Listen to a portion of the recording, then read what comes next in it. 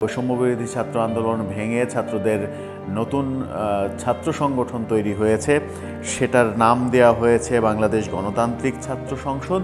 সেটাতে একেবারে তুলকালাম কাণ্ড একের পর এক ঘটছে এবং এই গত রাতের সর্বশেষ খবর সেটা হচ্ছে যে রিফাত রশিদ, একেবারে ফ্রন্টলাইনার সমন্বয়ক, সেই রিফাত রশিদ সহ ৩ জন সমন্বয়ক এই দল থেকে পদত্যাগ করেছেন। ২৫০ সদস্যের কমিটি ঘোষণা করা হয়েছে এবং রিফাত রশিদ পদত্যাগ করেছেন। এদিকে নতুন যে রাজনৈতিক দল আজকে জন্ম নিতে যাচ্ছে, আজকে বিকেলে জন্ম নেবে জাতীয় নাগরিক পার্টি, সেই রাজনৈতিক দল নিয়ে নতুন করে আলোচনা শুরু হয়েছে যে এটা সমন্বয়কদের দল নাকি ডক্টর ইউনূসের দল। 1/11-এর সময় ডক্টর ইউনূস যে দল করতে চেয়েছিলেন নাগরিক শক্তি, সেই দলেরই একটা নতুন রেপ্লিকা কিনা, সেই আলোচনা চলছে। সেই আলোচনাগুলোই করবে এই ভিডিওতে, থাকবেন পলিটিক্স টিভির নিয়মিত আয়োজন। আলোচনা হচ্ছে যে দুইটি বিষয় নিয়ে: ছাত্রদের নতুন রাজনৈতিক প্ল্যাটফর্ম, গণতান্ত্রিক, নামটা খুব কঠিন, গণতান্ত্রিক ছাত্র সংসদ নামটা দিয়েছে, নতুন নাম যেহেতু বারবার ভুলে যাওয়ার একটা ব্যাপার থাকবে। এরপরে যেটা আজকে জন্ম নিতে চলেছে সেটা হচ্ছে যে জাতীয় নাগরিক পার্টি। গণতান্ত্রিক ছাত্র সংসদ, সেই দলের মধ্যে তুলকালাম কাণ্ড শুরু হয়েছে। আমরা মারামারির ঘটনা দেখেছি জন্মের সময়ই, সেদিনই মারামারির ঘটনা ঘটেছে এবং পরদিন গত রাতে এই ভিডিও আপনারা যখন দেখছেন তখন বলা যায় যে গতকালকে, যেহেতু ২৮ তারিখ পড়ে গিয়েছে, ২৮ তারিখে আপনারা ভিডিওটি দেখছেন, গত রাতে এই রাতেই ঘটনাটা ঘটেছে। রিফাত রশিদ, অন্যতম ফ্রন্টলাইন সমন্বয়ক, তিনি পদত্যাগ করেছেন। তিনি সহ ৩ জন এই কমিটি থেকে পদত্যাগ করেছেন এবং রিফাত রশিদ গণমাধ্যমে এবং ফেসবুক স্ট্যাটাসে স্পষ্ট করে জানিয়েছেন তাকে যে কমিটিতে যে জায়গায় রাখা হয়েছে সেই জায়গায় রাখার ব্যাপারে তার সঙ্গে কোনো আলোচনা করা হয়নি, তার মতামত নেওয়া হয়নি। আলোচনা করা হয়েছে কিন্তু সেই আলোচনা ফলপ্রসূ হয়নি। আলোচনা ফলপ্রসূ না হওয়া সত্ত্বেও তাকে সেই পদে দেয়া হয়েছে, অর্থাৎ তাকে যে পদ দেয়া হয়েছে সেই পদ তার পছন্দ নয়,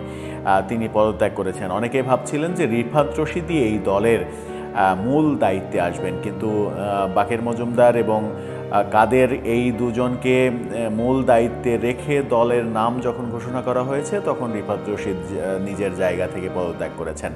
এই পদত্যাগের ঘটনা, তিনি সহ ৩ জন পদত্যাগ করেছেন। এই পদত্যাগের ঘটনায় গণতান্ত্রিক ছাত্র সংসদের ভবিষ্যৎ অন্ধকারের মতো হয়ে গেল। মারামারি দিয়ে শুরু, এবার পদত্যাগ, এর আগে একজন পদত্যাগ করেছেন, এবার ৩ জন পদত্যাগ করলেন। এই পদত্যাগের লাইন আরও বাড়বে এটা নিশ্চিত। রিফাত রশিদ একেবারে স্পষ্ট করে বলেছেন যে এই দল শুধুমাত্র ঢাকা বিশ্ববিদ্যালয় কেন্দ্রিক হয়েছে। বৈষম্যবিরোধী আন্দোলনে সব ইউনিভার্সিটি, সব কলেজের অবদান রয়েছে। সেই ক্ষেত্রে ঢাকা বিশ্ববিদ্যালয়, 7 কলেজ, বেসরকারি বিশ্ববিদ্যালয়, সঙ্গে আরও অন্য বিশ্ববিদ্যালয়গুলো, জগন্নাথ বিশ্ববিদ্যালয়, জাহাঙ্গীরনগর বিশ্ববিদ্যালয়, এই বিশ্ববিদ্যালয়গুলোর প্রতিনিধিত্ব ঠিকভাবে না রেখে, বেসরকারি বিশ্ববিদ্যালয়ের প্রতিনিধিত্ব না রেখে, কলেজের প্রতিনিধিত্ব না রেখে যে দল গঠন করা হয়েছে সেই দলের সঙ্গে তিনি একমত নন। রিফাত রশিদের এই পদত্যাগ গণতান্ত্রিক ছাত্র সংসদের সামনে এগিয়ে যাওয়ার ক্ষেত্রে বড় ধরনের বাধা হবে। আবার আরেকটা আলোচনা চলছে যে এই সমন্বয়করাই কিছুদিন আগে, অর্থাৎ 24-এর শেষের দিকে, ক্যাম্পাসে ছাত্র রাজনীতি বন্ধ করতে হবে এরকম পোস্টার লাগিয়েছিল, এরকম মিছিল করেছিল। যখন বিএনপি তাদের ছাত্রদল তাদের পোস্টার লাগাতে গিয়েছিল ঢাকা বিশ্ববিদ্যালয়ে, তখন তাদেরকে পোস্টার লাগাতে বাধা দিয়েছিল তারা, যে ক্যাম্পাসে রাজনীতি চলবে না, ক্যাম্পাসে রাজনীতি করা যাবে না।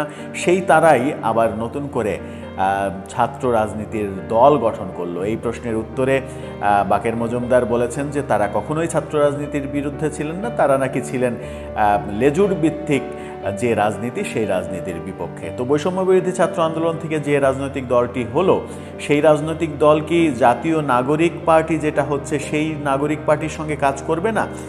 তারা কি লেজুর ভিত্তিক রাজনীতি করবে না? জাতীয় নাগরিক কমিটির সমর্থক তারা হবে না? সেটা একটা বড় প্রশ্ন। সামনেই দেখা যাবে আসলে কি হচ্ছে। এদিকে জাতীয় নাগরিক পার্টি যেটা আজকে গঠন হতে চলেছে এবং বেশ রমরমা আয়োজনে ঘোষণা আসবে এই পার্টির, নাম ঘোষণা করা হবে আনুষ্ঠানিকভাবে জাতীয় নাগরিক পার্টি। সেই দলটা আসলে কার, সমন্বয়কদের নাকি ডক্টর ইউনূসের, সেই আলোচনা কিন্তু চলছে। সেই আলোচনা কোথা থেকে আসলো? এর আগে এই দলটির নাম আমরা আমাদের প্ল্যাটফর্ম থেকেই বলেছিলাম, যে নাম ফাইনাল হয়েছিল সেই নামটা ছিল জনশক্তি। অর্থাৎ ডক্টর ইউনূসের যে 111-এর দল, যে দলটাকে তিনি 3 মাসের মাথায় আবার বিলুপ্ত ঘোষণা করেছিলেন, নাগরিক শক্তি, সেই নাগরিক শক্তির শব্দ যে থাকবে এটা নিশ্চিত করেই আমরা বলেছিলাম। নাগরিক শক্তির থেকে শব্দ নিয়ে নাগরিক কমিটি, জাতীয় নাগরিক কমিটি করা হয়েছে।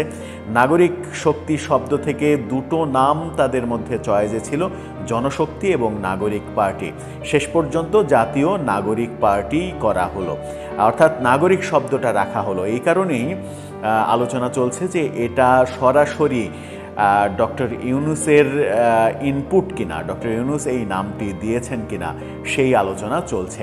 এর আগে আমরা দেখেছি বিপিএল-এর টাইটেল সঙ্গে ডক্টর ইউনূস ইনপুট দিয়েছেন, সেটা নিয়ে নানা রকমের প্রচার করার চেষ্টা করেছিলেন বিসিবি সভাপতি এবং ক্রীড়া উপদেষ্টা আসিফ মাহমুদ সজীব ভুঁইয়া। ঘটা করে প্রচার করার চেষ্টা করেছিলেন যে আমাদের প্রধান উপদেষ্টা বিপিএল-এর থিম সঙ্গে ইনপুট দিয়েছেন। কি ইনপুট দিয়েছেন, কোন লাইনটা তার লেখা সেটা অবশ্য তারা বলেননি, শুধু বলেছেন যে ইনপুট দিয়েছেন। এখন এই রাজনৈতিক দলে নতুন করে ইনপুটের ঘটনা ঘটল কিনা সেই বিতর্কই কিন্তু এখন চলছে।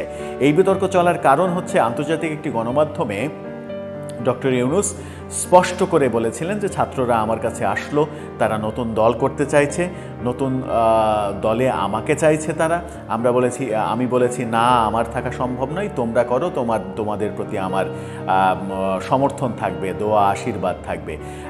তাদেরকে করতে বলেছি আমরা যতটুকু পারছি তাদেরকে সহযোগিতা করছি, একেবারে নিজের মুখে তিনি স্বীকার করেছিলেন। সেই ধারাবাহিকতায় আলোচনাটা চলে আসে যে জাতীয় নাগরিক পার্টি যেটা হচ্ছে, সেই নাগরিক শক্তি থেকে নাগরিক পার্টি, এই দলটা ডক্টর ইউনূসের দল কিনা, কিংবা ডক্টর ইউনূসের এই তত্ত্বাবধায়ক অন্তর্বর্তীকালীন সময় পার হয়ে যাওয়ার পরে এই দলের দায়িত্ব ডক্টর ইউনূস নিজেই নিয়ে নেবেন কিনা সেই আলোচনা চতুর্দিকে চলছে। এখন যেহেতু আহ্বায়ক কমিটি হচ্ছে, এরপরে কাউন্সিলের মাধ্যমে সভাপতি, সাধারণ সম্পাদক নির্বাচিত হবে, সেই ক্ষেত্রে সভাপতি হিসেবে ডক্টর ইউনূসকে আবার দেখা যাবে কিনা সেই বিতর্ক চতুর্দিকে শুরু হয়েছে। আদতে কোনটা ঠিক? যখন এই পার্টির ঘোষণা চলছে, আজকে ঘোষণা হবে, তখন সমন্বয়করা বলছেন যে সারা দেশ থেকে লক্ষ লক্ষ জনতা এখানে আসবে। সার্জিস আলম বলেছেন যে কয়েক লক্ষ মানুষের সমাবেশ হবে। তো কয়েক লক্ষ মানুষের সমাবেশ যদি মানিক মিয়া অ্যাভিনিউতে হয়, তাহলে আজকে ঢাকা অচল হয়ে যাবে, ঢাকায় গাড়ি ঘোড়া চলাচল দুঃসাধ্য হয়ে যাবে নাগরিকদের জন্য। সেই কারণেই এর আগের ভিডিওতেও আমরা বলেছি যে কেন উন্মুক্ত জায়গায়, উন্মুক্ত রাস্তায় মানিক মিয়া অ্যাভিনিউয়ের মতো একটা ব্যস্ত জায়গায় কেন করতে হবে, যেখানে ফার্মগেট ঐতিহাসিক জ্যামের এলাকা, সেই জায়গায় কেন করতে হবে সেই প্রশ্ন থাকছেই। কেন সোহরাওয়ার্দী উদ্যান কিংবা এরকম একটা মাঠে নয়, কেন ওপেন স্পেসে? যেহেতু তারা ক্ষমতার কাছাকাছি রয়েছে, ক্ষমতার আশীর্বাদে নতুন দল করছে, অনেকে বলছেন এটাকে কিংস পার্টি হচ্ছে, যদিও তারা অস্বীকার করছে, সেহেতু তারা অনেক কিছুই করতে পারে, এটাই স্বাভাবিক। তারা করছেন। এখন দেখার বিষয় যে ছাত্র সংগঠন, যেটা গণতান্ত্রিক ছাত্র সংসদ, সেই সংগঠন যখন মারামারি দিয়ে শুরু হলো, তখন মূল রাজনৈতিক দল নাগরিক পার্টি, জাতীয় নাগরিক পার্টি, সেই দলটাও আবার মারামারি দিয়ে শুরু হয় কিনা। কারণ এরই মাঝে শোনা যাচ্ছে নেতৃত্বের দ্বন্দ্ব চরমে উঠেছে বলেই একই পদে, মুখ্য সংগঠক পদে বাংলাদেশকে 2 ভাগ করে সার্জিস আলম এবং হাসনাত আবদুল্লাহ 2 জনকে দায়িত্ব দেওয়া হয়েছে। পাটোয়ারিকে প্রধান সমন্বয়ক করা হয়েছে, আক্তার হোসেনকে সদস্য সচিব করা হয়েছে। নাহিদ তো আহ্বায়ক হবেন বলেই তিনি পদত্যাগ করেছেন সরকার থেকে। এই নেতৃত্বের কোন্দল আজকের ঘোষণা মঞ্চে দৃশ্যমান হয় কিনা সেটাই এখন দেখার বিষয়, কারণ প্রাইভেট ইউনিভার্সিটির ছাত্ররা এখন পর্যন্ত কিন্তু স্পষ্ট বলছে যে নতুন যে রাজনৈতিক দল গঠিত হচ্ছে সেটার সঙ্গে তারা একমত নয়। এখন দেখার বিষয় কি ঘটে আজকে, কি ঘটতে চলেছে আজকে। দর্শক, আপনার কি মনে হয় শেষ পর্যন্ত কি ঘটবে? ছাত্র রাজনীতির ছাত্রর যে সংগঠন সেটা মারামারি দিয়ে, এবং তারপরে পদত্যাগের নাটক চলছেই, শুরু হয়েছে মারামারি দিয়ে। নতুন যে নাগরিক পার্টি সেটাও মারামারি দিয়ে শুরু হবে, নাকি সুশৃঙ্খলভাবে সুন্দরভাবে তাদের রাজনৈতিক যাত্রা শুরু হবে?